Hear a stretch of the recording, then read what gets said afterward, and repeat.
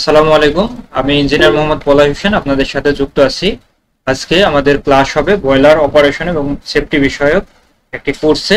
এই কোর্সে আপনারা সবাই যুক্ত হয়েছেন বিভিন্ন জায়গা থেকে, বিভিন্ন বিভাগ, বিভিন্ন জেলা থেকে।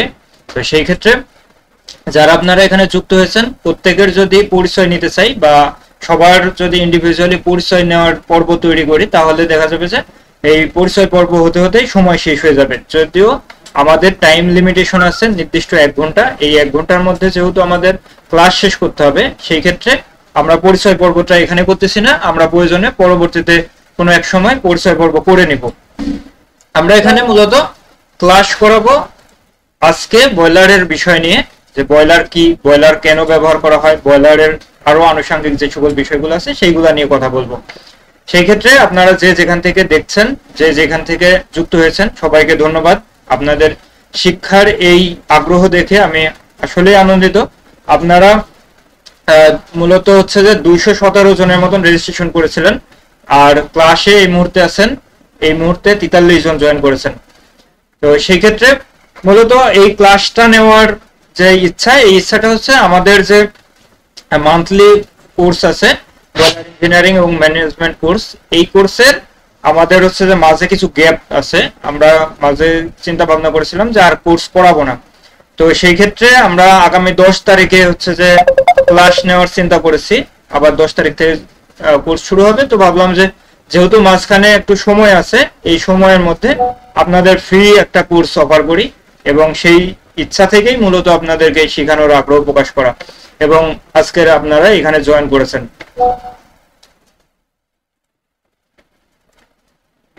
বয়লারে আমরা যখন মূলত কাজ করব, আপনারা বিভিন্ন জায়গা থেকে যেহেতু এখানে জয়েন করেছেন মূলত বয়লার বিষয় শেখার জন্য, সেই ক্ষেত্রে আমরা যা কিছু কথা বলবো এখানে শুধুমাত্র বয়লার নিয়ে।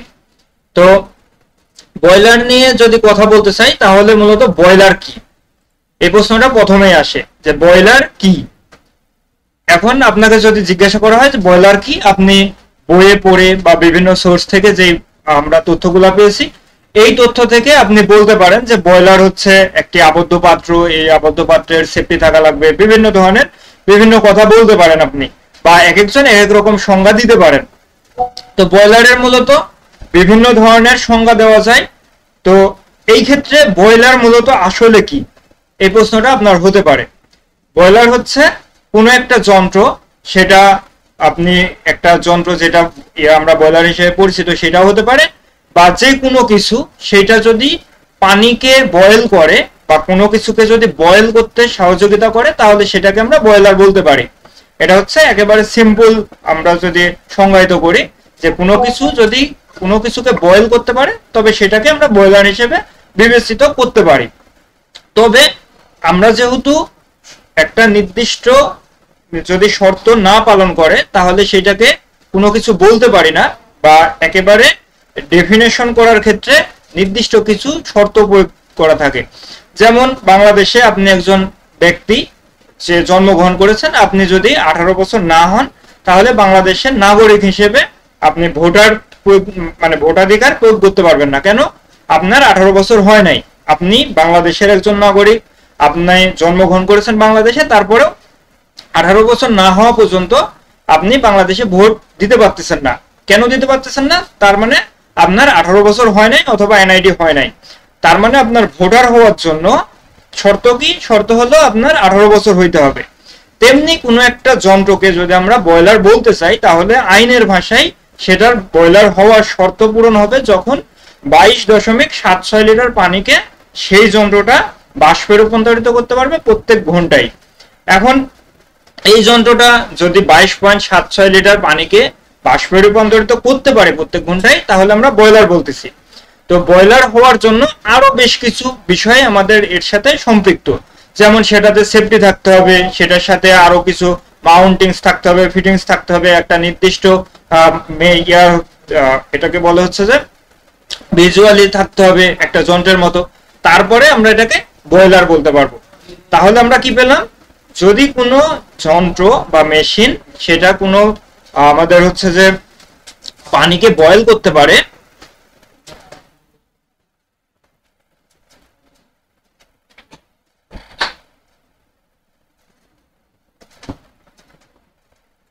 সরি, তাহলে আমরা যেটা পেলাম যে যদি কোনো যন্ত্র বা যন্ত্রাংশ পানিকে বাষ্পে রূপান্তরিত করতে পারে তবে তাকে আমরা বয়লার বলতে পারি। তবে একটা ইন্ডাস্ট্রিয়াল বয়লার সেটা হওয়ার জন্য তার বেশ কিছু শর্ত প্রযোজ্য।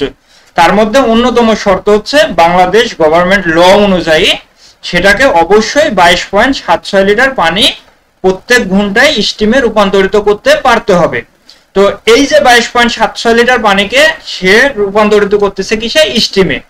এর জন্য আরো বেশ কিছু শর্ত যেগুলো প্রয়োজন হচ্ছে সেগুলো হচ্ছে যেমন সেফটি থাকতে হবে, যেমন ইলেকট্রিক্যাল সেফটি, মেকানিক্যাল সেফটি, এই সেফটিগুলো সেটা অবশ্যই থাকতে হবে। তারপরে আমরা সেটাকে বয়লার হিসেবে কোনো একটা ইন্ডাস্ট্রিতে ব্যবহার করতে পারবো।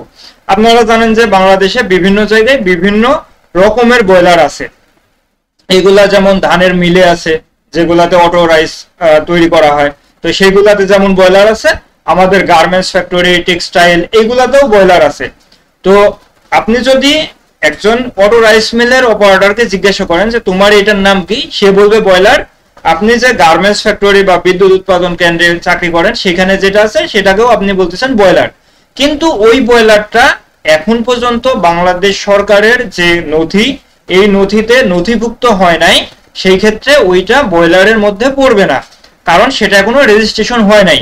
যেহেতু রেজিস্ট্রেশন হয় নাই, বাংলাদেশ সরকারের যে নথিভুক্ত এর নথিভুক্ত হয়ে নাই, তার কারণে আমরা সেটাকে বয়লার বলতে পারবো না, কারণ সেটা অবৈধ। যেমন আপনি টাকাকে টাকা বলতে পারবেন না যতক্ষণ না সেটা সাদা টাকা হচ্ছে। যদি কালো টাকা হয় সেটাকে আপনি টাকা হিসেবে প্রকাশ করতে পারবেন না, কারণ হচ্ছে আপনাকে পুলিশে ধরে নিয়ে যাবে। একইভাবে সেটাকে বয়লার বলা যাবে না যদি সেটার রেজিস্ট্রেশন না থাকে কিংবা সেফটি বা অন্যান্য যে সকল রিকোয়ারমেন্ট থাকে সেগুলো যদি ফুলফিল না হয়। তার মানে আমরা জানলাম যে একটা বয়লারকে বয়লার হওয়ার জন্য বেশ কিছু নিয়ম মানতে হয় বা বেশ কিছু রুলস রেগুলেশনের মধ্যে থাকতে হয়। তার মধ্যে অন্যতম হচ্ছে 22.76 লিটার পানিকে তার কি করতে হবে? স্টিমে রূপান্তরিত করতে হবে। এর পাশাপাশি যেগুলো আছে সেগুলো হচ্ছে সেই যন্ত্রটার কিছু সেফটি থাকবে, কিছু ফাংশন থাকবে। যেমন সেটা হচ্ছে যে পানিকে স্টিমে রূপান্তরিত করবে। আপনারা জানেন যে বিভিন্ন কোম্পানিকে তেলকে গরম করা হয়, গরম করে তারপরে সেই তেলকে বিভিন্ন প্রসেসে ব্যবহার করা হয় বা সেই উষ্ণ তাপটাকে বিভিন্ন প্রসেসে ব্যবহার করা হয়, যেমন কেমিক্যাল প্রসেসিং এর জন্য, তারপর বিভিন্ন ধরনের মোল্ডিং এর জন্য এই তাপমাত্রাগুলোকে ব্যবহার করা হয়। কিন্তু ওইটাকে বয়লার বলা যাবে না, কারণ ওইটা পানিকে বাষ্পে রূপান্তরিত করতেছে না, ওইটা হচ্ছে তেলকে গরম করতেছে।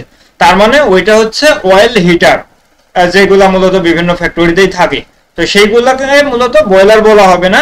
বয়লার কাকে বলা হবে? শুধুমাত্র পানিকে যে বাষ্পে রূপান্তরিত করবে। তাহলে এর সাথে আরো সম্পৃক্ত হচ্ছে কি?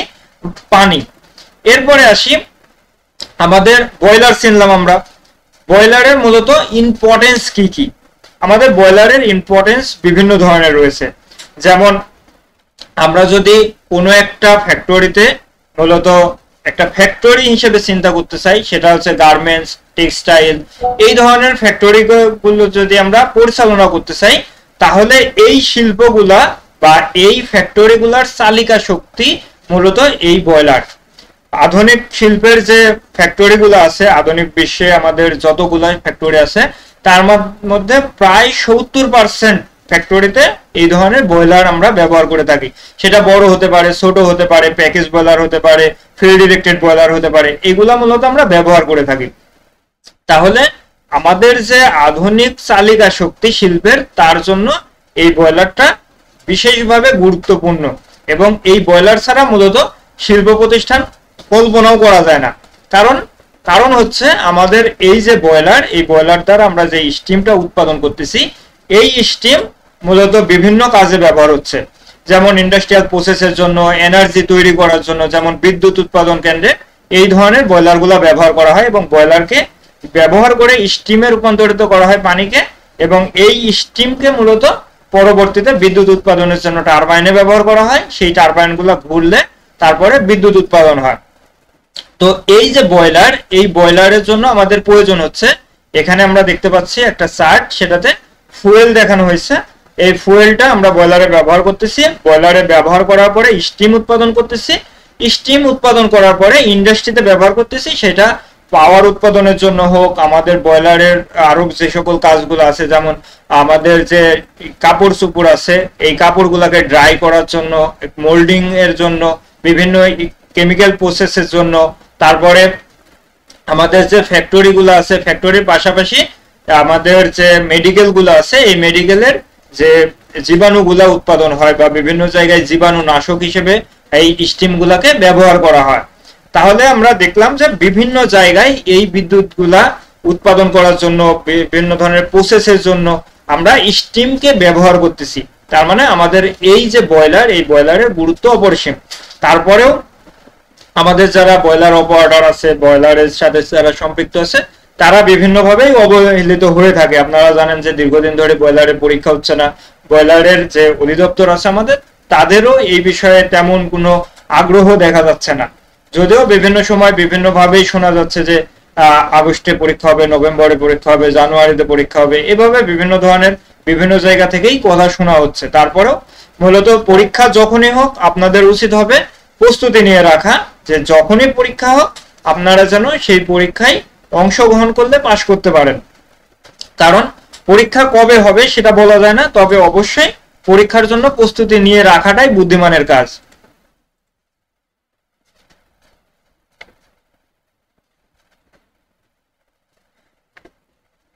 আমরা দেখলাম যে মূলত আমাদের যে বয়লার ব্যবহার হয় বিশ্বে, এই বিশ্বের যে সকল ফ্যাক্টরি গুলো আছে তার মধ্যে 70% ফ্যাক্টরিতে মূলত এই বয়লার গুলা ব্যবহার করা হয়। এর পাশাপাশি আমাদের এই বয়লার কিন্তু 2-10 বছরের যে একটা ইনোভেশন করে একটা যন্ত্র তৈরি করা এরকম না, প্রায় 120 বছর কিংবা তারও বেশি সময় ধরে এই বয়লার গুলা ব্যবহার হয়ে আসছে। যেমন রেলের ইঞ্জিনে আগে ব্যবহার হতো, বর্তমানে বিভিন্ন প্রতিষ্ঠানে এবং আমরা দেখলাম যে মেডিকেল গুলাতেও এই বয়লার গুলা ব্যবহার করা হয়। তো এই বয়লার গুলা ব্যবহারের ক্ষেত্রে আমাদের বয়লার গুলা যে পরিচালনা করা, এই পরিচালনা গুলা মূলত বিশেষ সতর্কতার সহিত এবং বিশেষ জ্ঞান নিয়ে তারপরে পরিচালনা করা হয়। যেমন আপনি একজন বয়লার অপারেটর ছাড়া একটা বয়লার পরিচালনা করতে পারবেন না। বয়লার পরিচালনার জন্য বয়লার অপারেটর হইতে হবে এবং বয়লার অপারেটর হওয়ার জন্য মূলত একটা লাইসেন্স বা সার্টিফিকেট প্রয়োজন। বর্তমানে যেহেতু 2022 সালের যে বয়লার আইন এটা পাস হয় না, সেই ক্ষেত্রে এখন পর্যন্ত বয়লার সার্টিফিকেট প্রয়োজন হয় বয়লারের যে অপারেটর, এই অপারেটর হয় যোগ্যতা অর্জন করার জন্য। তো আপনাকে যদি বয়লার অপারেটর হওয়ার যোগ্যতা অর্জন করতে হয় তাহলে বয়লারের সার্টিফিকেট প্রয়োজন হবে। এই সার্টিফিকেটটা যদি আপনি না পান তাহলে আপনি বয়লার অপারেটর হিসেবে কোথাও চাকরি করতে পারবেন না, বয়লারের সহকারী অপারেটর হিসেবে চাকরি করতে পারবেন। এছাড়া আপনি বয়লার ইঞ্জিনিয়ার হিসেবে চাকরি করতে পারেন। যদি আপনার ইঞ্জিনিয়ারিং নলেজ থাকে তাহলে আপনি যে কোনো ফ্যাক্টরিতে বয়লারে শুধু না ইউটিলিটি মেইনটেনেন্স ডিপার্টমেন্টে ইঞ্জিনিয়ার হিসেবে চাকরি করতে পারবেন। এবং আমরা বর্তমানে দেখি যে বয়লারের যারা ইঞ্জিনিয়ার আছে, বয়লারের যারা অপারেটর আছে, সহকারী অপারেটর আছে, প্রত্যেকেরই স্যালারি রেঞ্জ অনেক ভালো। মূলত বয়লারে যারা চাকরি করে বর্তমানে অপারেটর হিসেবে যারা চাকরি করে তাদেরও 30-35 হাজারের নিচে স্যালারি হয় না, এবং ইঞ্জিনিয়ারদের এটা আরো বেশি। এক এক ফ্যাক্টরিতে এক এক রকম হয়ে থাকে, যেমন 40, 50, 60, 70 হাজার কিংবা কোনো ক্ষেত্রে 1 লাখের অধিক টাকা বেতন বা স্যালারি পাওয়া যায়। সেটা কেন? সেটা যদি আপনি অভিজ্ঞতা অর্জন করতে পারেন এবং কিছু নলেজ রাখতে পারেন, যেমন আপনি বই থেকে নিতে পারেন, সরাসরি আপনি ফ্যাক্টরিতে কাজ করে নিতে পারেন, বিভিন্ন ট্রেনিং সেন্টার থেকে নিতে পারেন। এই জায়গাগুলো থেকে যখন আপনি ট্রেনিং নেবেন তখন মূলত আপনি একটা সাধারণ বেসিক থেকে শুরু করে অ্যাডভান্স পর্যন্ত শিখতে পারবেন। যেমন আপনি বয়লারের বই থেকে যদি বয়লারের কয়েকটা সংজ্ঞা পড়েন, তারপরে বয়লারে যদি সরাসরি কাজ করতে পারেন সেইখান থেকে কিছু শিখতে পারবেন। বয়লারে যদি একটু ভালোভাবে বা ইঞ্জিনিয়ারিং বিষয়গুলো শিখতে চান তাহলে বয়লারে বিভিন্ন ধরনের বই আছে, ইঞ্জিনিয়ারিং, বিএসসি ইঞ্জিনিয়ারিং এর মেকানিক্যালের একটা পার্ট আছে বয়লার নিয়ে, তো সেই সাবজেক্টটা আপনি একটু পড়াশোনা করতে পারেন। এছাড়াও বয়লারের জন্য হায়ার এডুকেশনের জন্য আপনি আরো ভালো ভালো বই পড়তে পারেন। ইংলিশ অনেক রাইটার আছে যারা মূলত অনেক ভালো করে লিখে রেখেছে, আপনি পড়লে একেবারে বয়লারের ডিজাইন, ড্রয়িং, বয়লারের যে সকল বিষয় আছে, ম্যানেজমেন্ট, সবকিছু শিখতে পারবেন। সেই ক্ষেত্রে আপনি যদি জ্ঞান অর্জন করেন তাহলে মূলত আপনি উপরে উঠতে পারবেন। আর যদি মনে করেন যে না, বয়লারের যা আছে এত কিছু শেখার প্রয়োজন নেই, আমি যতটুকু শিখেছি, আমি যেই পর্যায়ে আছি এই পর্যায়ে থাকবো, তাহলে তো আর আপনার ওই পর্যন্ত আগ্রহও নাই, আপনি শিখতেও পারবেন না। তবে একজন বয়লার অপারেটর, ইঞ্জিনিয়ার বা যে পর্যায়ে থাকেন আপনি, এখানে আপনারা বিভিন্ন সেকশন থেকে, বিভিন্ন ডিপার্টমেন্ট থেকে, বিভিন্ন লেভেলের ইঞ্জিনিয়ার, ম্যানেজার, অপারেটর আছেন। প্রত্যেকের জন্য একটা কথা যে আপনারা যদি শিখতে চান, শিখার প্রতি আগ্রহ করেন, আপনারা বই পড়েন, বিভিন্ন জায়গায় যান, শিখেন, তারপরে আপনারা আপনাদের ক্যারিয়ারটাকে কতটুকু গ্রোথ হচ্ছে সেটা দেখতে পাবেন।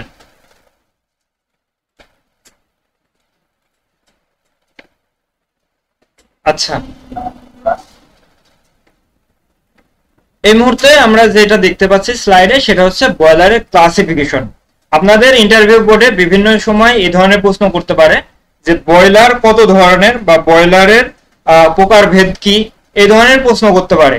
সেটা বয়লারের যে সার্টিফিকেটের পরীক্ষা হয়, সেই সার্টিফিকেটের পরীক্ষায় গিয়ে হতে পারে, বয়লারের ইন্টারভিউ দিতে গিয়ে হতে পারে, আপনি যদি ইউটিলিটি ম্যানেজমেন্ট টিমে অথবা মেইনটেনেন্সের টিমে বা যে কোনো ফ্যাক্টরিতে যদি আপনি চাকরি নিতে চান এজ এ ইঞ্জিনিয়ার, সেই ক্ষেত্রেও আপনার ফ্যাক্টরিতে যদি বয়লার থাকে তাহলে এই ধরনের দু একটা প্রশ্ন আপনাকে করবেই, যে বয়লার কি, বয়লার কেমন হয়, বয়লার কত রকম হয়, বা বয়লারের প্রকারভেদ কি, এই ধরনের প্রশ্ন করতে পারে। যদি আপনি মেকানিক্যাল ডিপার্টমেন্টের হয়ে থাকেন আর একটা ফ্যাক্টরিতে চাকরি করতে যান, সেখানে বয়লার থাকলে আপনাকে বয়লার নিয়ে প্রশ্ন করবেই। তো আপনাকে মূলত বয়লারের যদি প্রশ্ন করা হয় যে বয়লারের ক্লাসিফিকেশন কি বা বয়লার কত প্রকার, এই ক্ষেত্রে বয়লারের বিভিন্ন ধরনের হতে পারে। আপনি যেভাবে উত্তর দেন সেটা যদি একটু ভালোভাবে দেওয়ার চেষ্টা করেন তাহলে আপনি এটা সঠিকভাবে বলতে পারবেন। যেমন আপনাকে যদি জিজ্ঞাসা করা হয় যে বয়লার কত প্রকার, তো বয়লারের মূলত বিভিন্ন ধরনের প্রকারভেদ আছে। যেমন টিউবের উপর নির্ভর করে বয়লার প্রকারভেদ করা হয়, বয়লারের চাপের উপর নির্ভর করে বয়লারের প্রকারভেদ করা হয়, তারপরে জ্বালানির উপর নির্ভর করে প্রকারভেদ করা হয়, বা বয়লারটা ছোট নাকি বড়, প্যাকেজ নাকি অনেক ওয়াইডলি বয়লারটা, এইভাবে মূলত ভাগ করা হয়। যেমন আমরা যদি চিন্তা করি যে বয়লারের টিউবের উপর নির্ভর করে আমরা বয়লারকে ক্লাসিফিকেশন করব, তাহলে আমরা বয়লারকে ফায়ার টিউব এবং ওয়াটার টিউব এই দুই প্রকার ভেদে ভাগ করতে পারি।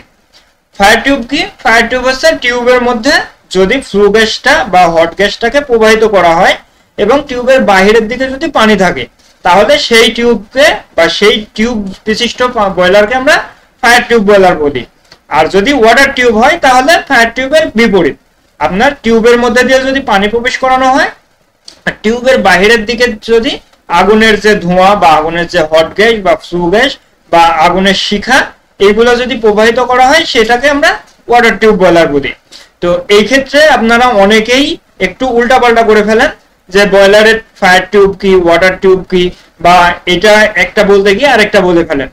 সবচেয়ে সহজ উপায় হচ্ছে আপনি শুধু মনে রাখবেন যে ফায়ার টিউব মানে টিউবের ভিতরে যে আগুনের শিখা এটা প্রবেশ করবে, আর ওয়াটার টিউব মানে টিউবের ভিতরে পানি প্রবেশ করবে। এই সাধারণ জিনিসটা মনে রাখলেই আপনি বলতে পারবেন।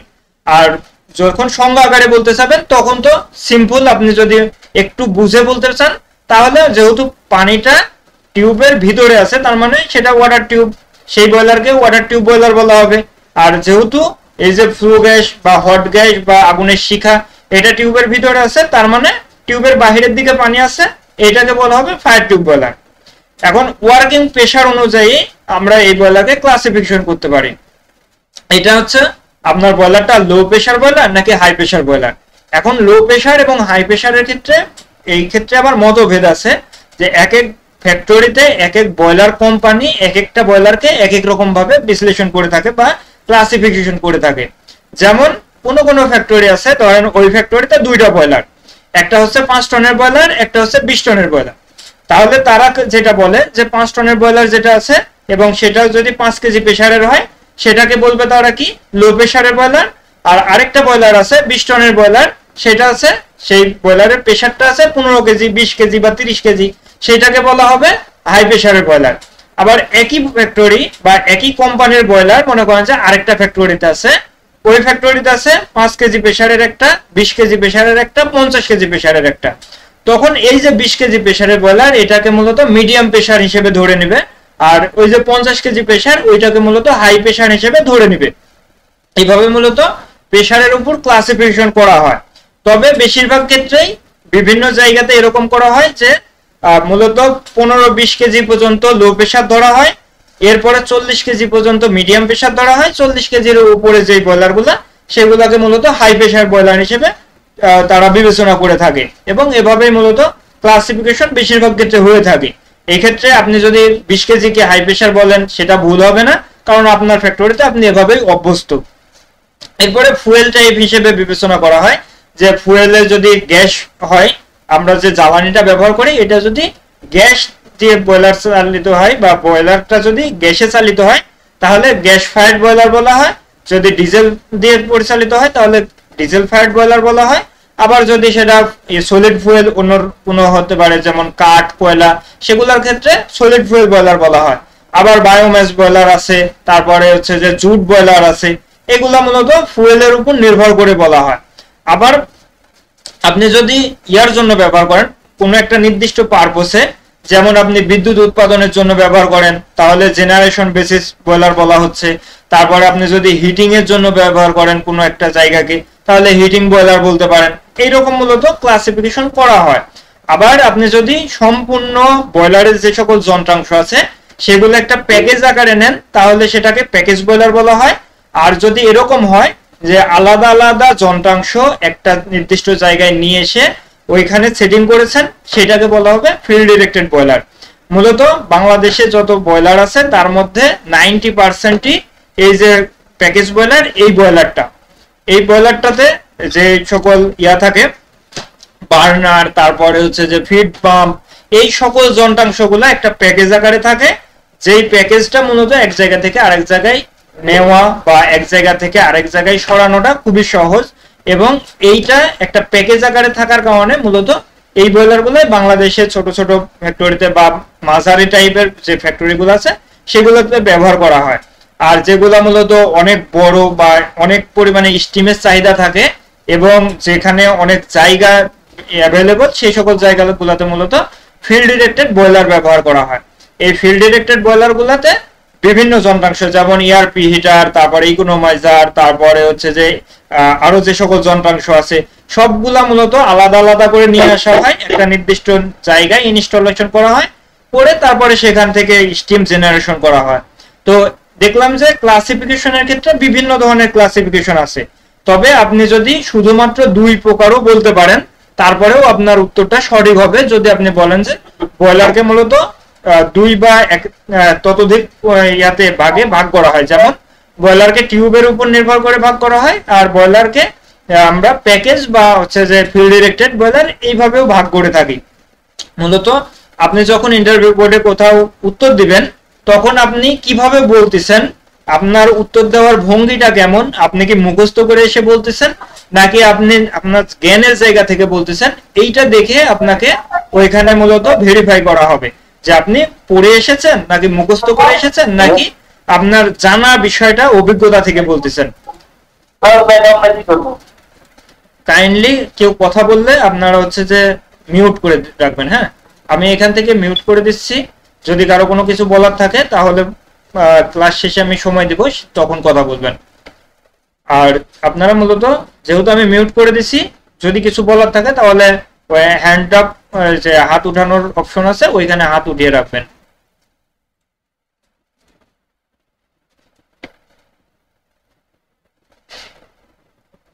আচ্ছা, আমরা তখন বয়লারের ক্লাসিফিকেশন সম্বন্ধে জানলাম। এখন আমরা দেখব যে বয়লার মূলত কি কি কম্পোনেন্ট নিয়ে তৈরি হয়। বয়লারের বিভিন্ন রকম কম্পোনেন্ট আছে। যদি আপনি বয়লারের কম্পোনেন্ট গুলা খুঁজে বের করতে চান তাহলে মূলত 1 থেকে 1,500 কম্পোনেন্ট নিয়ে একটা বয়লার তৈরি হয়। তো সেই ক্ষেত্রে বয়লারের মেজর কিছু কম্পোনেন্ট আছে বা মেজর কিছু পার্ট আছে, এই পার্ট গুলাকে মূলত সবসময় ইন্টারভিউ বোর্ডে প্রশ্ন করা হয়ে থাকে, মানে এই পার্ট গুলা নিয়ে। যেমন স্টিম ডাম, তারপরে বয়লারের টিউব, ফার্নেস, তারপরে ইকোনোমাইজার, তারপরে বয়লারের যে সকল সুপার হিটার থাকে, সেফটি ভালভ থাকে, এছাড়াও ফিড পাম্প থাকে, এইগুলা নিয়েই মূলত বিভিন্ন ধরনের প্রশ্ন করা হয় ইন্টারভিউ বোর্ডগুলোতে। তো সেই ক্ষেত্রে আপনাকে জানতে হবে যে বয়লারের মূলত মেজর পার্ট কোন কোনগুলো। এইখানে যেহেতু 1 ঘন্টা সময়, সেই ক্ষেত্রে আমি যতটুকু চেষ্টা করেছি এখানে কয়েকটা বিষয় নিয়ে কথা বলবো। আরো যদি আপনারা বিস্তারিত আকারে শিখতে চান তাহলে মূলত সময় দেওয়া লাগবে। এত মানে অল্প সময়ে বিস্তারিতভাবে অনেক ইয়াতে শিখানোর ওয়াইডলি শিখানোর মতন অবস্থা আসলে সম্ভাবনা বা পারাও যাবে না। যেটা বলতেছিলাম যে বয়লারের যে সকল কম্পোনেন্ট আছে বা যে সকল পার্টস আছে তার মধ্যে অন্যতম হচ্ছে স্টিম ড্রাম। স্টিম ড্রাম এবং ওয়াটার ড্রাম বা স্টিম চেম্বার এবং ওয়াটার চেম্বার এই দুইটা মিলে বয়লারের হচ্ছে ভিতরে যে জায়গা, এই জায়গাটা এইখানে মূলত বয়লারের পানি থাকে, বয়লারের স্টিম থাকে, এর ভিতরে বা শেলের ভিতরে মূলত টিউব থাকে, অন্যান্য সেন্সর থাকে। এই যে যন্ত্রাংশগুলা বা এই যে ডিভাইসগুলা এর সাথে সম্পৃক্ত এই স্টিম ড্রামের সাথে। তো এই স্টিম ড্রামের সাথে আরো কিছু যন্ত্রাংশ যুক্ত থাকে, যেমন আমাদের যে লেভেল দেখা হয়, লেভেল গ্লাস বা গেজ গ্লাস, এগুলা যুক্ত থাকে। তারপরে স্টিম ড্রামের সাথে বয়লারের যে মেইন স্টিম স্টপ ভালভ, এই মেইন স্টিম স্টপ ভালভ থাকে। তারপরে আরো বেশ কিছু যন্ত্রাংশ এর সাথে সংযুক্ত থাকে। স্টিম ড্রামে মূলত স্টিমটা আলাদা হয়ে থাকে। আমরা জানি যে কোনো একটা জায়গায় যদি আমরা এরকম রাখি, ধরেন আপনি একটা বোতলের মধ্যে কিছু পরিমাণে গ্যাস রেখেছেন এবং কিছু পরিমাণে তেল রেখেছেন, তাহলে গ্যাসটা উপরের দিকে থাকবে, তেলটা নিচের দিকে নেমে যাবে, কারণ তেলটা গ্যাসের চাইতে ভারী আর গ্যাস হচ্ছে উদায়ী পদার্থ বা গ্যাস সবসময় উপরের দিকে উঠতে চেষ্টা করে, এর ধর্মই এরকম। তো সেই ক্ষেত্রে গ্যাসটা উপরের দিকে উঠে যাবে, তেলটা নিচের দিকে নেমে যাবে। বয়লারের ক্ষেত্রেও সেম, বয়লারের যে স্টিম গুলা এগুলা বায়বীয় পদার্থ হওয়ার কারণে উপরের দিকে থাকবে এবং পানিগুলা যেহেতু ভারী পদার্থ এবং তরল পদার্থ এগুলা নিচের দিকে থাকবে। তো এই পানিগুলাতে যখন আমরা তাপ দিব, এই তাপের ফলে পানিগুলা থেকে স্টিম উৎপাদন যেগুলা হবে, এই স্টিম গুলা সেপারেট হয়ে বয়লারের উপরের অংশে চলে আসবে। এটা হচ্ছে স্টিম চেম্বার। এই স্টিম চেম্বার বা স্টিম ড্রামের সাথে যেহেতু মেইন স্টিম স্টপ ভালভ সংযুক্ত থাকে, এইখানে যদি আমরা এখানে যদিও এখানে ছবি নাই, তারপরেও মূলত উপরের দিকে থাকে স্টিম স্টপ ভালভ। সেই স্টিম স্টপ ভালভটা যদি ওপেন থাকে তাহলে মূলত স্টিম গুলা বের হয়ে যায়। এরপরে ফার্নেস। ফার্নেসটা মূলত বয়লারের যেখানে আগুনটা জ্বলে, সেই আগুন জ্বলার যে চেম্বার, সেই চেম্বারটাকে ফার্নেস বলা হয়। এই ফার্নেস মূলত বয়লারের বার্নার, তারপরে বার্নারের সাথে আরো কিছু যে সকল যন্ত্রাংশ যুক্ত থাকে সেগুলা সমন্বয়ে গঠিত হয়। এই ফার্নেসের মধ্যে আগুন জ্বালানো হয় এবং আগুন জ্বালানোর জন্য আমরা কিছুক্ষণ আগেই দেখলাম যে বয়লার মূলত বিভিন্ন ধরনের হয়। তার মধ্যে যে গ্যাস চালিত বয়লার, ডিজেল চালিত বয়লার বা অন্যান্য সলিড ফুয়েল চালিত বয়লার হয়ে থাকে। এই যে গ্যাস, জ্বালানি বা ডিজেল এগুলা যেখানে পোড়ানো হয় সেই জায়গাটাকেই মূলত ফার্নেস বলা হয়। তো এই ফার্নেসটা কেন ব্যবহার করা হয়? আমরা বয়লারের মধ্যে কি করি? আমরা বয়লারের মধ্যে যেটা করি সেটা হচ্ছে আগুন জ্বালাই, এই আগুনটা থেকে তাপমাত্রা পানির মধ্যে সঞ্চালিত করি। এই সঞ্চালিত তাপমাত্রাটা পানিতে যখন প্রবেশ করে বা সঞ্চালিত হয় তখন মূলত পানির তাপমাত্রা বৃদ্ধি করে দেয় এবং পানি আমরা জানি যে 100 ডিগ্রি সেলসিয়াসের অধিক যখন উত্তপ্ত হয়ে যায় তখন সেটা মূলত স্টিমে রূপান্তরিত হয়ে যায়। কাইন্ডলি গ্রুপে মেসেজ দিবেন না, ঠিক আছে? কারণ আমি এখানে তো স্ক্রিনের দিকে তাকিয়ে কথা বলতেছি, যখন আপনারা মেসেজ করেন সেই নোটিফিকেশনটা আমার চোখের সামনে চলে আসে। তো সবারই বা অটোমেটিকলি ওই নোটিফিকেশনের দিকে চোখ গেলে মূলত আমাদের যে কনসেন্ট্রেশন এটা নষ্ট হয়ে যায়। তো সেই ক্ষেত্রে কথা বলতে একটু সমস্যা হয়, কাইন্ডলি গ্রুপে মেসেজ দিবেন না। এরপরে আসি, আমাদের এই যে আগুনটা জ্বালানো হলো, আগুনটা জ্বালানোর পরে আমরা বয়লারের মধ্যে কি করেছি? স্টিম উৎপাদন করেছি। তো এই স্টিম উৎপাদন করার পরে আমাদের যে আগুনের শিখাগুলা বা আগুনের যে হট গ্যাসগুলা এইগুলা তো বের হয়ে যাবে। যদি বের না হয়ে যায় তাহলে তো বয়লারের মধ্যে আর আগুন জ্বলবে না। কারণ আমরা জানি যে যে কোনো একটা জায়গায় আগুন যদি জ্বালাতে হয় সেই জায়গায় তিনটা জিনিস প্রয়োজন হয়। সেটা হচ্ছে আগুন জ্বালানোর জন্য আমাদের অক্সিজেন প্রয়োজন হয়, কারণ অক্সিজেন না হলে সেই জায়গায় আগুন জ্বলবে না। যদি আপনি কোনো একটা জায়গায় ধরেন একটা রুমের মধ্যে আগুন জ্বালাচ্ছেন, সেই রুমের দরজা জানালা সবকিছু বন্ধ করে দিয়েছেন, দেওয়ার পরে সেখানে আগুন জ্বালাচ্ছেন, ওই রুমের মধ্যে যেই পরিমাণ অক্সিজেন থাকবে সেই অক্সিজেনটা ওই আগুনটা জ্বালানোর পরে অক্সিজেন যখন শেষ হয়ে যাবে তখন ওই আগুনগুলো নিভে যাবে, যদিও ওই রুমের মধ্যে ফুয়েল অবশিষ্ট থাকবে। মানে ধরেন একটা রুমের মধ্যে 1 টন আপনি ফুয়েল রেখেছেন, সেটা কাঠ কয়লা হইতে পারে, সেটা ডিজেল হইতে পারে, যে কোনো কিছু হইতে পারে। তো ওই রুমের মধ্যে 1 টন ফুয়েল রেখেছেন, রাখার পরে আগুন ধরিয়ে দিয়েছেন। ওই রুমে যতটুকু অক্সিজেন আছে সেই অক্সিজেনটা যখন জ্বলে যাবে তারপরে ওইখানে আর আগুন জ্বলবে না, আগুনটা নিভে যাবে। এরপরে ওই জায়গায় আগুন জ্বলার জন্য আরো একটা জিনিস প্রয়োজন হবে, সেটা হচ্ছে হিট। নির্দিষ্ট পরিমাণ তাপমাত্রা না থাকলে কোনো জায়গায় আগুন ধরে না। সেটা বিভিন্ন পদার্থের ক্ষেত্রে বিভিন্ন হতে পারে। যেমন কেমিক্যালে আগুন ধরার জন্য যেই পরিমাণ তাপ প্রয়োজন, একটা জায়গাতে কাঠ জ্বালানোর জন্য ওর চেয়ে বেশি তাপ প্রয়োজন। আবার একই জায়গাতে যদি ইলেকট্রিক আপনি শর্ট সার্কিট তৈরি করেন, সেই ক্ষেত্রে অন্য পরিমাণে তাপমাত্রা প্রয়োজন হবে আগুন ধরার জন্য। তো এক একটা পদার্থের যে আগুন ধরার জন্য যতটুকু তাপ প্রয়োজন, সেই পরিমাণ তাপ যদি ওই জায়গায় অবশিষ্ট না থাকে তাহলে ওখানে আগুন ধরবে না। আরেকটা জিনিস প্রয়োজন হয় বা আরেকটা উপাদান প্রয়োজন হয়, সেটা হচ্ছে ফুয়েল। আপনি কোন একটা জায়গায় যদি অক্সিজেন রাখেন, সেই জায়গায় যদি তাপমাত্রা রাখেন কিন্তু ফুয়েল না থাকে, তাহলে সেই জায়গায় আগুনটা জ্বলবে না। এখন আসি, আমাদের তো বয়লারের মধ্যে আগুন জ্বালাইছি ফার্নেসের মাধ্যমে। তো এই যে আগুন জ্বালানো হয়েছে, এই আগুনের যে শিখাগুলা তৈরি হচ্ছে, এই আগুনের যে শিখাগুলা তৈরি হওয়ার পরে এগুলা আমরা চিমনি দিয়ে বের করে দিই। এই বের হওয়া যদি আমরা প্রতিরোধ করে দিই, ধরেন আপনার চিমনিটা বন্ধ অবস্থায় আছে, তাহলে ওই বয়লারের ভিতরে আর আগুন জ্বলবে না। যদিও অ্যাক্সিডেন্ট হবে, তবে ওই বিষয়গুলো আমি এখনই বলতেছি না, শুধুমাত্র মূলত হচ্ছে যে এই বিষয়টাকে বোঝানোর জন্য বলতেছি যে ওইখানে আর আগুনটা জ্বলবে না। এখন আগুন যেহেতু জ্বলবে না, সেই ক্ষেত্রে আমাদের ড্রাফটিং সিস্টেমটা ঠিক থাকতে হবে। ড্রাফটিং সিস্টেম কি? ড্রাফটিং সিস্টেম হচ্ছে একটা বয়লারের ভিতরে যখন বার্নারের মাধ্যমে গ্যাস, বাতাস এগুলো প্রবেশ করাবো, এইগুলা যখন বয়লারের মধ্যে বিভিন্ন জায়গায় তাপমাত্রা সঞ্চালিত করার পরে আমাদের চিমনি দিয়ে বের হয়ে যাবে, এই সম্পূর্ণ প্রক্রিয়াটাকেই মূলত ড্রাফটিং বলা হবে। তো এই ড্রাফটিংটা যদি সঠিক না হয়, তাহলে মূলত সেখানে আগুন জ্বলবে না।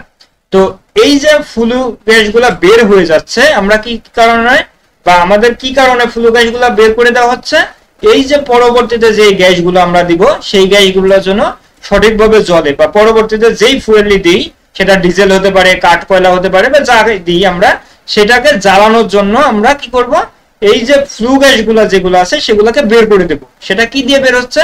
এই যে এখানে দেখতে পাচ্ছেন চিমনি, এই চিমনি দিয়ে মূলত ফ্লু গ্যাসগুলো বের হয়ে যাবে। তো এই যে ফ্লু গ্যাসগুলো বের হয়ে যাচ্ছে, এই ফ্লু গ্যাসে মূলত তাপমাত্রা আছে।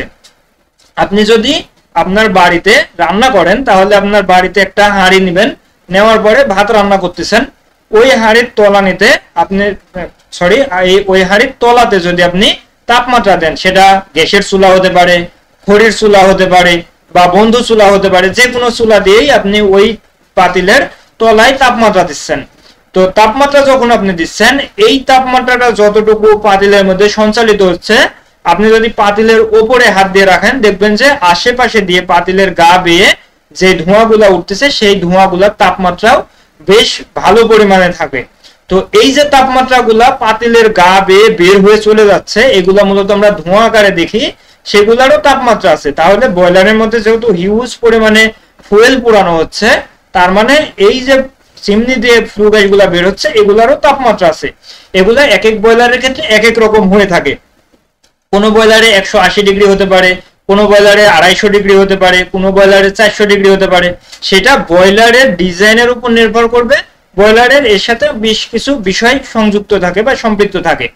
তো আপনি ধরেন আপনার বয়লারে 180 ডিগ্রি সেলসিয়াস তাপমাত্রার চিমনির গ্যাসের তাপমাত্রা পাচ্ছেন। তো এই তাপমাত্রাটাকে আপনি যদি বাইরে বের করে দেন, তাহলে এই পুরো তাপমাত্রাটাই বের হয়ে গেল, আপনি আর কোনো কাজে লাগাতে পারলেন না। কিন্তু যদি এরকম হয় যে আপনার ফ্লু গ্যাস যেগুলো বের হচ্ছে, এই ফ্লু গ্যাসগুলোকেও আরেকটা ডিভাইসের মধ্যে প্রবেশ করালে, সেই ডিভাইসে থাকা পানি বা সেই ডিভাইসের মধ্যে থাকা বাতাস, সেগুলো আপনি উত্তপ্ত করতে পারবেন, এবং সেই উত্তপ্ত পানিগুলা, সেই উত্তপ্ত বাতাসগুলা বয়লারের ভিতরে প্রবেশ করাতে পারবেন। তাহলে মূলত এই যে উত্তপ্ত পানি বা উত্তপ্ত বাতাস আপনি বয়লারের ভিতরে প্রবেশ করাচ্ছেন, এর ফলে আপনার বয়লারের ইফিসিয়েন্সি বৃদ্ধি পাবে। এখন ইফিসিয়েন্সি কিভাবে বৃদ্ধি পাবে বা ইফিসিয়েন্সি কেন বৃদ্ধি পাবে, এই বিষয়ে ক্যালকুলেশন আছে, তারপরে আরো বিস্তারিত ভাবে জানার প্রয়োজন আছে। এইগুলা মূলত যদি বুঝাতে চাই, তাহলে 1 ঘন্টায় এই শুধুমাত্র ইফিসিয়েন্সি নিয়ে কথা বলতে যাবে, যার কারণে এই বিষয়গুলো স্কিপ করতেছি। তো যেটা মূলত বলতেছি যে এই যে ডিভাইসটা আমি ব্যবহার করলাম, ডিভাইস ব্যবহার করার মাধ্যমে কি করলাম, চিমনি দিয়ে যে হট গ্যাসের তাপমাত্রাগুলো বের হয়ে যাচ্ছিল, এই তাপমাত্রাগুলোকে আমি কাজে লাগালাম। এই কাজে লাগিয়ে মূলত পানিকে উত্তপ্ত করলাম বা বাতাসকে উত্তপ্ত করলাম। তাহলে কি হলো, আমার বয়লারের ইফিসিয়েন্সি বৃদ্ধি পেল, আবার বয়লারের সেফটিও বৃদ্ধি পাবে। আপনি যদি ঠান্ডা পানি বয়লারের মধ্যে প্রবেশ করান তাহলে আপনার বয়লারে থার্মাল শক হওয়ার সম্ভাবনা আছে, আর যদি আপনি উত্তপ্ত পানি বয়লারের ভিতরে প্রবেশ করান তাহলে এই থার্মাল শক হওয়ার সম্ভাবনা অনেকাংশেই কমে যায়। তার মানে আপনার বয়লারটা সুরক্ষিতও থাকতেছে। তো এই কারণে মূলত আমরা বয়লারে ইকোনোমাইজার ব্যবহার করি। এরপরে আমরা বয়লারে আরো বেশ কিছু যন্ত্রাংশ ব্যবহার করি, এর মধ্যে অন্যতম হচ্ছে সুপার হিটার। সুপার হিটার যদিও বাংলাদেশে যে সকল বয়লার গুলা প্যাকেজ বয়লার বা আমাদের যে গার্মেন্টস, টেক্সটাইল এই ধরনের ফ্যাক্টরি গুলাতে সুপার হিটারের ব্যবহার খুবই কম হয়ে থাকে। সুপার হিটারের ব্যবহার মূলত হয়ে থাকে বেশিরভাগ ক্ষেত্রে যে সকল জায়গায় বিদ্যুৎ উৎপাদন করার জন্য এই বয়লারের স্টিমকে ব্যবহার করা হয়। এখন এই সুপার হিটার গুলা কি কাজ করে, এই সুপার হিটার গুলা স্টিমকে অতিরিক্ত উত্তপ্ত করে একটা মেশিনে প্রবেশ করা। মানে আপনি ধরেন একটা বয়লারের মাধ্যমে স্টিম উৎপাদন করলেন, এই স্টিমটা সামান্য পরিমাণে ভেজা থাকতে পারে, এই স্টিমের মধ্যে জলীয় কণার পরিমাণ বেশি থাকতে পারে, এই স্টিমের মধ্যে এনার্জির পরিমাণ কম থাকতে পারে। তো এই এনার্জি বুস্ট করার জন্য, এই ভেজা স্টিমটাকে শুষ্ক স্টিমে রূপান্তরিত করার জন্য এবং এই স্টিমটাকে অধিক পরিমাণে কাজে ব্যবহার করার জন্য বা কার্যকর করার জন্য আমরা সুপার হিটার ব্যবহার করি। এই সুপার হিটারের মধ্যে মূলত ওই যেই ফ্লু গ্যাসগুলা বের হয়ে যাচ্ছে ওই ফ্লু গ্যাসগুলাকে প্রবেশ করানো হয় এবং এর বাহিরে অথবা ভিতরে সেটা সুপার হিটারের মেকানিজম অনুযায়ী বা ডিজাইন অনুযায়ী হয়ে থাকে, এই সুপার হিটারের ভিতরে স্টিম প্রবেশ করানো হয়।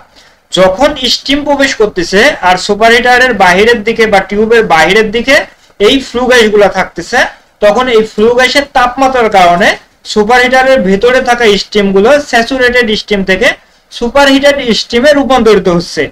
এগুলা মূলত আরো অধিক পরিমাণে জানার প্রয়োজনীয়তা আছে বা আরো বিস্তারিত আকারে জানানোর প্রয়োজনীয়তা আছে, কিন্তু জানাতে গেলে আর মাত্র ক্লাসের সময় আছে মূলত 20 মিনিট, এই 20 মিনিটে সম্ভব না, যার কারণে একটু দ্রুত আকারে শেষ করার চেষ্টা করতেছি। আপনারা চেষ্টা করবেন বিভিন্ন সোর্স আছে, বই আছে, সেই সকল জায়গা থেকে আরেকটু ভালোভাবে শিখে নেওয়া। আচ্ছা, এরপরে সেফটি ভালভ। আমাদের বয়লারকে সুরক্ষা প্রদান করার জন্য বেশ কিছু সেফটি ইন্টারলক সিস্টেম ব্যবহার করা হয়, তার মধ্যে সেফটি ভালভ হচ্ছে অন্যতম। এই সেফটি ভালভটা বয়লারকে মেকানিক্যালি সেফটি প্রদান করে থাকে। মেকানিক্যালি কিভাবে সেফটি প্রদান করা থাকে, সেফটি ভালভ এমন একটা ডিভাইস যেটা মূলত মেকানিক্যাল ডিভাইস। এই ডিভাইসের মধ্যে মূলত সেফটি ভালভ বিভিন্ন রকম হয়ে থাকে। আপনারা যদি গুগলে সার্চ দেন যে বয়লারের সেফটি ভালভ বা সেফটি ভালভ কত রকম হয়ে থাকে, সেফটি ভালভ কেমন বা সেফটি ভালভ কি, তাহলে আরো বিস্তারিত আকারে শিখতে পারবেন। তো এই ক্ষেত্রে সেফটি ভালভ হচ্ছে বেশ কিছু প্রকারভেদের মধ্যে আমরা বয়লারে স্প্রিং লোডেড সেফটি ভালভ ব্যবহার করি, ডেড ওয়েট সেফটি ভালভ গুলো ব্যবহার করে থাকি। বর্তমানে বেশিরভাগ ক্ষেত্রেই স্প্রিং লোডেড সেফটি ভালভ গুলো ব্যবহার হয়ে থাকে। তো এই সেফটি ভালভ গুলো কি করে, ধরেন আপনার বয়লারটা 5 কেজি প্রেসারে পরিচালনা করার কথা, তো 5 কেজি প্রেসারে পরিচালিত হওয়ার কথা, কিন্তু কোনো কারণে কোনো একটা সমস্যার কারণে আপনার বয়লারের প্রেসার হয়ে গেছে 6 কেজি বা 7 কেজি। তো আমরা জানি যে সবকিছুরই একটা নির্দিষ্ট ধারণ ক্ষমতা থাকে। যেমন আপনাকে যদি 1 কেজি বা 5 কেজি বা 10 কেজি বা 20 কেজি একটা যন্ত্র বা একটা কোনো কিছু আপনার মাথায় তুলে দেওয়া হয় বা আপনার ঘাড়ে উঠিয়ে দেওয়া হয়, আপনি সেটাকে সহজেই বহন করতে পারবেন। সেটা হতে পারে একটা গ্যাসের সিলিন্ডার, কিংবা সেটা হতে পারে 1 বস্তা আটা, চাউল। এই যে 1 বস্তা যদি আপনার ঘাড়ের উপরে উঠিয়ে দেওয়া হয়, এটার ভর যদি হয় 40 কেজি 50 কেজি, তাহলে আপনি সহজেই এটাকে এক জায়গা থেকে আরেক জায়গায় বহন করতে পারবেন। কিন্তু আপনার যদি এই লেভেলটা ক্রস করে, আপনাকে যদি 200 কেজি একটা যন্ত্র আপনার ঘাড়ের উপরে তুলে দেওয়া হয়, আপনি ওইখান থেকে নড়াচড়া তো দূরের কথা, ওইখানে বসে পড়বেন। তো আপনার এই যে নির্দিষ্ট ক্যাপাসিটি এটা ব্রেক করেছে। তেমনি ভাবে যদি আপনাকে বলা হয় যে তুমি এই জিনিসটা ধরে রাখবা, এই জিনিসটার ওজন হচ্ছে 5 কেজি, অথবা যদি আরো সহজভাবে বোঝাতে চাই, ধরেন আপনি এমন একজন মানুষ যার ওজন হচ্ছে 60 কেজি, আর আরেকজন মানুষ আপনার বিপরীতে দাঁড়িয়ে আছে, তার ওজন হচ্ছে 150 কেজি। তো সে আপনার সাথে অনেক হৃষ্টপুষ্ট, বল তার বল অনেক বেশি, সে সুঠাম দেহের মানুষ, আর আপনি একটু চিকন বা আমার মতন একদম রোগা কাতলা মানুষ। তো তার হাত আপনি ধরে রেখেছেন, তো এই তার হাত যখন আপনি ধরে রাখবেন তখন কি হবে, সে যদি আপনাকে টানতে থাকে তখন আপনি হয় তার হাত ছেড়ে দিতে হবে বা আপনাকে তার দিকে চলে যেতে হবে, কারণ আপনি ওই ক্যাপাসিটিটা ধরে রাখতে পারতেছেন না বা ওই অনুযায়ী আপনার ক্যাপাসিটি নাই। তো একইভাবে পৃথিবীতে যত পদার্থ আছে প্রত্যেকটা পদার্থের আণবিক যে গঠন, এই আণবিক গঠনটা ততক্ষণ পর্যন্ত ঠিক থাকে যতক্ষণ পর্যন্ত ওই নির্দিষ্ট পরিমাণে প্রেসার এবং টেম্পারেচার দেওয়া হয়। দুইটা অণুর যে বন্ধন থাকে এই বন্ধনটা ততক্ষণ ঠিক থাকবে যতক্ষণ আমি নির্দিষ্ট পরিমাণ টেম্পারেচার এবং নির্দিষ্ট পরিমাণ প্রেসারের রেঞ্জে রাখবো। যদি এই প্রেসারটা বেশি হয়ে যায় বা যদি এই প্রেসারটা টেম্পারেচারটা দুইটাই অতিরিক্ত হয়ে যায় তখন এই আণবিক গঠনটা ভেঙে যাবে বা তাদের মধ্যে যে বন্ধন আছে এই বন্ধনটা ভেঙে যাবে। যখন এই বন্ধনটা ভেঙে যাবে তখন এটা মূলত আলাদা হয়ে যাবে, যেটা আমরা দেখতে পাই যে পানিকে যখন স্টিমে রূপান্তরিত করা হয়, পানি তরল থাকলে একরকম থাকে, যখন আমরা কঠিন অবস্থায় নিয়ে আসি তখন এটার বরফের আকার ধারণ করে, তখন শক্ত হয়ে যায়, তারপরে আস্তে আস্তে তাপ দিলে সেটা নরম হয়ে যায়, নরম হয়ে এটা পানি হয়ে যায় বা তরল হয়ে যায়, তারপরে আরো তাপমাত্রা দিলে এটা বাষ্পে রূপান্তরিত হয়ে যায়। মানে এগুলার যে আণবিক গঠন এগুলা মূলত ছেড়ে দিতে থাকে বা এর আরো বিশেষ বিশ্লেষণ আছে, যদি এত জটিল বিশ্লেষণ করতে যাই মূলত অনেকেই বুঝবেন না, সেই ক্ষেত্রে মূলত সাধারণভাবে শুধু বোঝানোর জন্য হজবরল করলে যতটুকু পারা যায় ততটুকু আমি বোঝানোর চেষ্টা করেছি। তো এই যে বন্ধনটা টিকে থাকে না কখন, যখন অতিরিক্ত তাপমাত্রা এবং অতিরিক্ত চাপ তৈরি হয়ে যায়। যদি বয়লারের ক্ষেত্রে চিন্তা করি, বয়লারের কি দিয়ে তৈরি করা আছে, বয়লার মূলত মেটাল দিয়ে তৈরি করা হয়, সেটা এমএস দিয়ে তৈরি হতে পারে, অ্যালয় স্টিল দিয়ে তৈরি করা হতে পারে, এসএস দিয়ে তৈরি করা হতে পারে, কার্বন স্টিল দিয়ে তৈরি করা হতে পারে, বিভিন্ন ধরনের পদার্থ দিয়ে মূলত একটা বয়লার তৈরি করা হতে পারে বা এক এক বয়লার এক এক রকম পদার্থ দিয়ে তৈরি করা হতে পারে। তো এই বয়লারটা অবশ্যই নির্দিষ্ট চাপ এবং টেম্পারেচারের রেঞ্জ আছে। ধরেন আপনার বয়লারে 5 কেজি রেঞ্জ আছে, আর আমি প্রথমে বলেছিলাম কি আপনার বয়লারের প্রেসার হয়ে গেছে 7 কেজি। তো যদি 7 কেজি হয়ে যায়, 8 কেজি হয়ে যায়, 10 কেজি হয়ে যায়, 15 কেজি হয়ে যায়, এই পরিমাণ প্রেসারে অবশ্যই ওই মেটালগুলা নিজেদের বন্ডিংটা ঠিক রাখতে পারবে না, সেই ক্ষেত্রে সেটা বিস্ফোরিত হয়ে যাবে। এই বিস্ফোরিত হওয়ার হাত থেকে রক্ষা করার জন্য আমরা বয়লারে সেফটি ভালভ ব্যবহার করি। এই সেফটি ভালভগুলা কি করে, এই যে নির্দিষ্ট প্রেসার যখন আমি এই নির্দিষ্ট প্রেসারে সেট করে রাখবো তখন এই প্রেসার পর্যন্ত বয়লারকে মূলত পরিচালিত হতে দিবে। যখন এই প্রেসারের বেশি হয়ে যাবে তখন এই সেফটি ভালভটা অটোমেটিক খুলে যাবে, আর খুলে গেলে আমার এই বয়লারের যে প্রেসারগুলো আছে সেই সেফটি ভালভের ভিতর দিয়ে বের হয়ে যাবে। যখন সেফটি ভালভের ভিতর দিয়ে বের হয়ে যাবে তাহলে বয়লারের মধ্যে প্রেসারটা কমে যাবে, আর বয়লারের ভিতরে যেহেতু প্রেসারটা কমে যাচ্ছে বয়লারটা সুরক্ষা পাচ্ছে। এভাবে মূলত বয়লারকে সেফটি ভালভ সুরক্ষা প্রদান করে। এরপরে আরো কিছু যন্ত্রাংশ আছে, যেমন বয়লারের ফিড পাম্প। আমরা বয়লারের ফিড পাম্প যেহেতু বয়লারের মধ্যে পানি প্রবেশ করানোর জন্য ব্যবহার করি, সেই ক্ষেত্রে এই ফিড পাম্পটা বয়লারের জন্য সুরক্ষাও প্রদান করে, বয়লারের সহায়ক যন্ত্র হিসেবে ব্যবহার করা হয়। যেমন আপনার বয়লারের মধ্যে যদি পানির লেভেলটা কমে যায়, ওই অবস্থায় যদি বয়লারটা চলতে থাকে তাহলে বয়লারটা বিস্ফোরণ হওয়ার সম্ভাবনা আছে। তো যেহেতু বয়লারের বিস্ফোরণ হওয়ার সম্ভাবনাকে এটা হ্রাস করে দিচ্ছে বা প্রতিরোধ করতেছে, সেই ক্ষেত্রে এই যে ফিড পাম্প, এই ফিড পাম্পটা বয়লারের মাউন্টিংস এবং অ্যাক্সেসরিজ এই দুইটা হিসেবেই ব্যবহার হয়ে থাকে। এখন মাউন্টিংস কি, অ্যাক্সেসরিজ কি, এই বিষয়গুলো আপনারা সবাই জানেন যে বয়লারে যদি সুরক্ষা প্রদান করে সেটাকে আমরা মাউন্টিংস বলি, যেগুলা বয়লারের সহায়ক বা যেগুলা বয়লারের এফিসিয়েন্সি বৃদ্ধি করে বা বয়লার পরিচালনার জন্য যেগুলা ব্যবহার হয়ে থাকে সেগুলা অ্যাক্সেসরিজ বলা হয়। এই বিষয়গুলো মূলত সহজ, আপনারা বিভিন্ন বইয়ে পড়লে বা ইন্টারনেটে দেখলেই আপনারা দেখতে পারবেন, কিন্তু আপনাদের আরো যে সকল বিষয়গুলো আছে সেগুলো জানতে হবে। যেমন water level indicator, steam stop valve, বয়লারের যে সকল সেফটি ইন্টারলক সিস্টেম আছে, এই বিষয়গুলা, বয়লারের কি কি কারণে সেফটি ভায়োলেন্স হয়, কোন বিষয়গুলা ইমপ্রুভ করলে সেফটি ইমপ্রুভ হয়, এবার সেফটি যদি ভায়োলেন্স হয় সেই সময় আপনাকে কি করতে হবে, এই বিষয়গুলা একটু ভালোভাবে জেনে যেতে হবে। কারণ বর্তমান প্রতিযোগিতার যুগে আপনি যদি ইন্টারভিউ বোর্ডে আপনি সঠিকভাবে স্যাটিসফাইড না করতে পারেন যে ইন্টারভিউ থাকবে বা আপনাকে যে প্রশ্ন করবে সেই ক্ষেত্রে আপনার ওইখানে চাকরি হওয়ার সম্ভাবনা খুবই কম। আপনারা জানেন যে বাংলাদেশে এই রিসেন্টলি নাসা গ্রুপের 16টা প্রতিষ্ঠান বন্ধ হয়ে গেছে এবং আমি একটা রিপোর্টে দেখলাম 100-এর উপরে ফ্যাক্টরি বন্ধ হয়ে গেছে। তো এই যে ফ্যাক্টরিগুলো বন্ধ হচ্ছে, প্রত্যেকটা ফ্যাক্টরি থেকেই বেকার তৈরি হচ্ছে এবং এই মানুষগুলা আপনার সাথে প্রতিযোগিতা করবে চাকরি পাওয়ার ক্ষেত্রে। সেই ক্ষেত্রে তারা অবশ্যই তাদের জায়গা থেকে চেষ্টা করবে চাকরিটা পাওয়ার, আপনাকেও আপনার জায়গা থেকে চেষ্টা করতে হবে। এই ক্ষেত্রে আপনাকে সর্বোচ্চ প্রস্তুতি নিয়ে যেতে হবে, বাদ বাকিটা মূলত আপনার যদি রিজিকে না থাকে তাহলে তো হবে না, কিন্তু আপনার জায়গা থেকে আপনাকে চেষ্টা করতে হবে যেন আপনি ওইখানে গিয়ে অন্তত ইন্টারভিউয়ে ফেল না করেন। অনেকে আছে ইন্টারভিউ বোর্ডে গিয়ে কাঁপাকাঁপি শুরু হয়ে যায়, বলতে পারেন না। তো সেই জায়গা থেকে আপনাকে ইমপ্রুভ করতে হবে, কথা বলার যে ইমপ্রুভমেন্ট এইটা নিয়ে আসতে হবে। এই ক্ষেত্রে আপনি আপনার যে আছে সাবঅর্ডিনেট আছে, আপনার অপারেটর, হেল্পার, যদি আপনি ইঞ্জিনিয়ার হয়ে থাকেন, আপনি যদি অপারেটর হয়ে থাকেন তাহলে আপনার হেল্পারদেরকে শেখানোর চেষ্টা করেন। মূলত যে সকল ফ্যাক্টরিগুলোতে এইরকম অভ্যাস থাকে যে প্রত্যেক সপ্তাহে বা প্রত্যেক মাসে ট্রেনিং করানো হয় এবং এই ট্রেনিং গুলা মূলত যারা হায়ার লেভেলে থাকে বা যারা একটু উপরের পদে থাকে তারা করে থাকে এবং এই অনুযায়ী পরীক্ষা নেওয়া হয়। সেই ক্ষেত্রে দেখা যায় যে যারা অপারেটর থাকে, যারা ইঞ্জিনিয়ার থাকে, তাদের এই যে জড়তা এগুলা মূলত অনেকাংশেই কমে আসে। কারণ আপনি যখন আপনার অপারেটরদেরকে, আপনার হেল্পারদেরকে শিখাচ্ছেন, তখন মূলত এই যে কথা বলতেছেন এই জায়গাগুলোতে যদি আপনার কোনো জড়তা থাকে সেইগুলা আপনি কাটিয়ে উঠতে পারবেন। আবার এই যে অভিজ্ঞতা তৈরি হচ্ছে, আপনার এই যে দক্ষতা তৈরি হচ্ছে, এগুলো আপনি ইন্টারভিউ বোর্ডে কাজে লাগাতে পারবেন।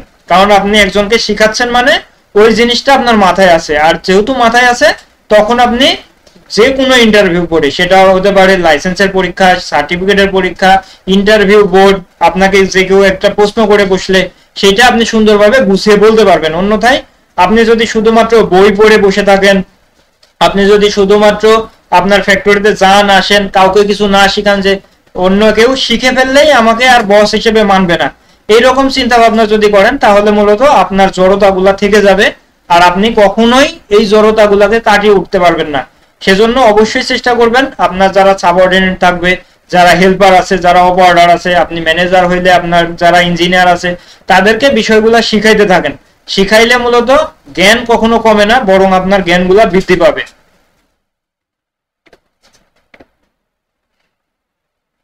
তো এতক্ষণ ধরে আমরা মূলত বয়লারের বিভিন্ন অংশ নিয়ে, বয়লারের বিভিন্ন ক্লাসিফিকেশন নিয়ে শিখছিলাম। এই মুহূর্তে বয়লারের বিভিন্ন টার্মিনোলজি সম্বন্ধে শিখবো, যে বয়লারে মূলত করা হয়টা কি বা বয়লারে আসলে ঘটনাটা কি ঘটে। বয়লারে মূলত যে ঘটনাটা ঘটে সেটা হচ্ছে আমাদের বয়লারে প্রথমত যেটা ঘটানো হয় সেটা হচ্ছে পানি প্রবেশ করানো হয়, বয়লারের মধ্যে পানি প্রবেশ করানো হয়। তারপরে কি হয়, বয়লারের একটা অংশে বা একটা জায়গায় আগুন জ্বালানো হয়। এই আগুনটাকে মূলত আমরা কি করি, পানির মধ্যে প্রবেশ করাই। তো যেহেতু বয়লারের মধ্যে পানি থাকে, এই পানির মধ্যে প্রবেশ করবে। এই পানির মধ্যে প্রবেশ করানোর পরে পানিগুলা স্টিমে রূপান্তরিত হয়। এই পানিগুলা স্টিমে রূপান্তরিত হওয়ার পরে এই স্টিমগুলাকে আমরা প্রসেসে বিভিন্ন জায়গায় ব্যবহার করি। তো এই ক্ষেত্রে আমাদের বেশ কিছু বিষয় থাকে যেগুলো আমাদের জানতে হয়, যেমন স্টিমের টাইপ। স্টিম মূলত কত প্রকার হয়ে থাকে, অনেক জায়গায় অনেক রকম প্রশ্ন করতে পারে যে স্টিমের প্রকারভেদ কি, স্টিম কত রকমের হয়ে থাকে, স্টিমের ধরন সম্বন্ধে আপনার কি জানা আছে, বা সুপারহিটেড স্টিম কি, ড্রাই স্টিম কি, স্যাচুরেটেড স্টিম কি, এই ধরনের মূলত বিভিন্ন প্রশ্ন করা হতে পারে। আবার আপনারা যদি অনলাইনে বা বিভিন্ন জায়গায় সার্চ দেন তাহলেও এটাকে বিভিন্ন ভাবে প্রকাশ করা হয়। যেমন স্টিমকে 3 ভাগে ভাগ করা হয়, কোথাও বলবে 2 ভাগে ভাগ করা হয়। তো যেখানে 3 ভাগে ভাগ করা আছে সেটা নিয়ে যদি বলি, সেই ক্ষেত্রে আপনাকে বলবে যে saturated steam, dry saturated steam, wet saturated steam, superheated steam, তারপরে ডাই সুপারহিটেড স্টিম, এই বিভিন্ন ভাবে ভাগ করা হবে। তো আপনি যদি একজন মানুষকে ক্লাসিফিকেশন করতে চান, ধরেন আপনার একটা বন্ধু আছে, সেই বন্ধুকে আপনি ক্লাসিফিকেশন করবেন, তখন আপনি 2টা অংশ আপনি দেখবেন, সে ভালো অথবা খারাপ। আপনাকে যদি ডিজিটালি বলা হয় বা ইঞ্জিনিয়ারিং ভাষায় বলা হয়, আপনাকে বলতে হবে 0 অথবা 1। এই ক্ষেত্রেও একইভাবে আপনাকে বলতে হবে যে স্টিম স্যাচুরেটেড অথবা সুপারহিটেড। এখন এই স্যাচুরেটেড স্টিমের ক্ষেত্রে হতে পারে সেটা ওয়েট স্যাচুরেটেড বা এই ড্রাই স্যাচুরেটেড বা আরো যে ক্লাসিফিকেশন আপনি করতে পারেন, কিন্তু সেটা হয় স্যাচুরেটেড হবে অথবা সুপারহিটেড হবে। এই দুইটা ভাগে যদি আপনি ভাগ করে কথা বলতে পারেন তাইলেই আপনার এই প্রশ্নের উত্তর সঠিক। আর আপনি যদি প্রথমেই বলেন যে স্টিম মূলত কি কেমন হয়, স্টিম মূলত স্যাচুরেটেড হতে পারে, স্টিম ওয়েট স্যাচুরেটেড, মানে বিভিন্ন ভাবে বলতে চাইলে আপনার মূলত এগুলা গুলিয়ে ফেলতেছেন, তখন সে বুঝবে যে আপনি বইয়ে পড়ে এসেছেন, এই সম্বন্ধে আপনার কোনো ধারণা নাই, কাজের অভিজ্ঞতা নাই। সেই ক্ষেত্রে সেই জায়গাতে পাস করাটা একটু কঠিন হয়ে যাবে। হয়তোবা পাস করতেও পারেন, তবে পাস করাটা কঠিন হয়ে যাবে। সেই ক্ষেত্রে আপনাকে বলতে হবে স্যাচুরেটেড অথবা সুপারহিটেড। এই স্যাচুরেটেড প্রকারভেদ আপনি করতে পারেন, সুপারহিটেড এর প্রকারভেদ আপনি করতে পারেন, সেটা তাদের প্রকারভেদ হিসেবে বিবেচিত হবে, তবে প্রধানত দুই প্রকার। এরপরে আসি টেম্পারেচার। টেম্পারেচারের ক্ষেত্রে আমাদের বয়লারে বিভিন্ন জায়গার টেম্পারেচার আপনাদেরকে দেখতে হবে এবং সেই অনুযায়ী বয়লারকে পরিচালনা করতে হবে। এই ক্ষেত্রে বয়লারের যে সকল জায়গাতে টেম্পারেচার থাকে বা যেই ডাটাগুলো আমাদের নিতে হয় তার মধ্যে অন্যতম হচ্ছে বয়লারের স্টিমের টেম্পারেচার, বয়লারের ফ্লু গ্যাসের টেম্পারেচার। এই দুইটা খুবই গুরুত্বপূর্ণ। অনেক জায়গা আছে স্টিমের টেম্পারেচার নেওয়া হয় না, শুধুমাত্র যে ফ্লু গ্যাস থাকে সেই ফ্লু গ্যাসের টেম্পারেচারটা নেওয়া হয়। তো এই ফ্লু গ্যাসের টেম্পারেচার দেখেও স্টিমের টেম্পারেচারটা ধারণা করা যায়। তবে আপনার বয়লারটা যদি নিরাপদে পরিচালনা করতে চান তবে অবশ্যই অবশ্যই আপনাকে স্টিমের টেম্পারেচার এবং ফ্লু গ্যাসের টেম্পারেচার দুইটাই দেখতে হবে। এই টেম্পারেচার পরিমাপ করার জন্য বিভিন্ন ধরনের যন্ত্রাংশ ব্যবহার করা হয়, যেমন সেন্সর ব্যবহার করা হতে পারে, তারপরে টেম্পারেচার গেজ ব্যবহার করা হতে পারে। সেইগুলো মূলত আপনারা যদি গুগলে দেখেন বা আরো ভালোভাবে শিখতে চান তাহলে মূলত বিভিন্ন কোর্স আছে, আমার সাথে কোর্স করতে পারেন, ভিজুয়ালি বিভিন্ন জায়গায় কোর্স আছে, সেই সকল জায়গায় যদি কোর্স করেন সেই সকল জায়গাতেও শিখতে পারবেন। সেটা আপনার ইচ্ছা, যে কোনো জায়গায় শিখতে পারবেন। বুয়েটের কোর্স আছে, বিটাকের কোর্স আছে, যে কোনো জায়গা থেকে শিখতে পারবেন, সেখান থেকে আপনি শিখে নেবেন। এরপরে আসি প্রেসার। প্রেসার মূলত বিভিন্ন জায়গার পরিমাপ করা হয়, যেমন বয়লারের ফিড ওয়াটারের প্রেসার পরিমাপ করা হয়, কারণ বয়লারের ফিড ওয়াটারের প্রেসারের উপর নির্ভর করে বয়লারের মধ্যে পানিটা কি পরিমাণ প্রবেশ করতেছে। ধরেন আপনার বয়লারে পানি প্রবেশ করার কথা প্রত্যেক ঘন্টায় 2 টন, প্রবেশ করতেছে 1 টন বা 500 কেজি, সেই ক্ষেত্রে আপনার বয়লারে পানির ঘাটতি তৈরি হয়ে যাবে। আর বয়লারে পানির ঘাটতি হয়ে গেলে এটা আপনার জন্য মারাত্মক হুমকি হয়ে দাঁড়াবে। তো সেই ক্ষেত্রে আপনার বয়লারের পানির যে প্রেসার বা পানির যে ফ্লো এটা আপনাকে জানতে হবে। এরপরে আসি বয়লারের ভিতরের প্রেসার। আপনার বয়লারের ভিতরে যে স্টিমের টেম্পারেচার আছে এইটা যেমন আপনি পরীক্ষা করেছেন, আপনার স্টিমের প্রেসার কত আছে সেটাও আপনাকে জানতে হবে। এই জন্য মূলত বয়লারে প্রেসার গেজ ব্যবহার করা হয়, বয়লারে প্রেসার সেন্সর ব্যবহার করা হয় এবং এই প্রেসার গেজের রেঞ্জ আছে। আপনি যদি বয়লারটা ব্যবহার করতে চান তাহলে অবশ্যই আপনাকে এই বয়লারের যে অপারেটিং প্রেসার আছে এই অপারেটিং প্রেসারের 1.5 গুণ প্রেসারে আপনাকে একটা প্রেসার গেজ ব্যবহার করতে হবে। এরকম আরো কিছু রুলস রেগুলেশন আছে প্রেসার গেজ নিয়ে আপনি ব্যবহার করার ক্ষেত্রে। এরপরে আসি ড্রাফটিং। ড্রাফটিংটা আমি কিছুক্ষণ আগেই বললাম যে একটা বয়লারের ভিতরে যখন আমরা আগুন জ্বালাবো এই আগুনটাকে মূলত বয়লারের ভিতরে প্রবেশ করানোর পরে টিউব হয়ে চিমনি দিয়ে বের করে নিয়ে গিয়ে সেটা ইকোনোমাইজার থাকতে পারে, সুপার হিটার থাকতে পারে, এয়ার হিটার থাকতে পারে, সেইগুলা দিয়ে বের করে নিয়ে যাওয়ার যে সিস্টেম সেগুলাতে আপনারা ড্রাফটিং বলবেন বা আমরা মূলত ড্রাফটিং বলি। এই ড্রাফটিং সঠিকভাবে করার জন্য আমরা ব্যালেন্স ফ্যান ড্রাফট ফ্যান ব্যবহার করি। এই যে ব্যালেন্স ড্রাফট ফ্যান এখান থেকে মূলত ড্রাফটিং এর ধারণাটা আরো ক্লিয়ার হবে।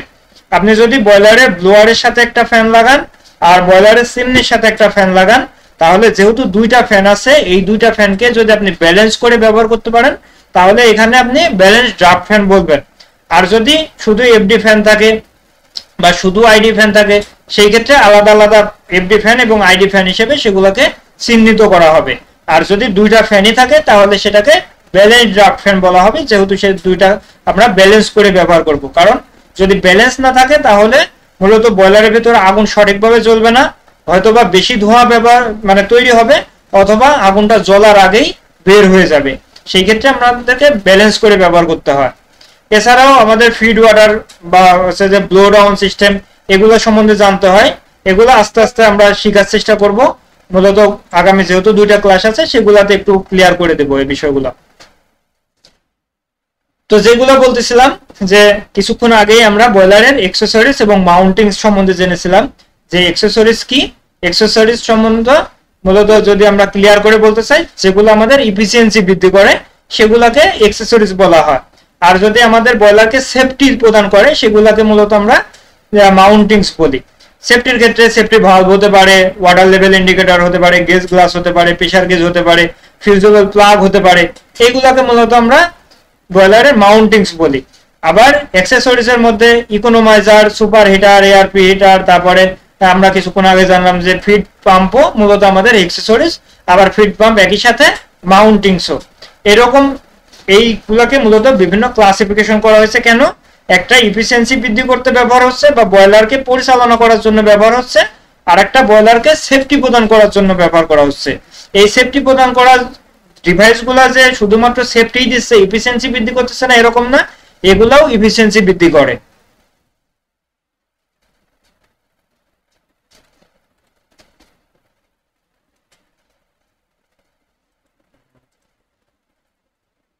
আমাদের মূলত ক্লাস টাইম একেবারে শেষ সময়ে চলে এসেছি, আর কয়েক সেকেন্ড সময় আছে, আমি খেয়াল করিনি, যার কারণে ক্লাসের সময়টা না দেখার কারণে আপনাদেরকে প্রশ্ন করার সুযোগ দেওয়া সম্ভব হয়নি। যদি কারো কোনো প্রশ্ন থাকে তাহলে আপনারা মূলত আপনাদের যে গ্রুপ আলাদা করে দেওয়া হয়েছে সেই গ্রুপে প্রশ্ন করবেন, তাহলে সেই প্রশ্নগুলোর উত্তর দেওয়ার চেষ্টা করব। এবং আরেকটা বিষয় হচ্ছে, আমি একটা লিংক দিয়ে দেব, সেই লিংকে অবশ্যই আপনারা প্রেজেন্ট দিয়ে দিবেন যারা এই ক্লাসটাতে উপস্থিত ছিলেন। ধন্যবাদ ক্লাসে উপস্থিত থাকার জন্য। আসসালামু আলাইকুম।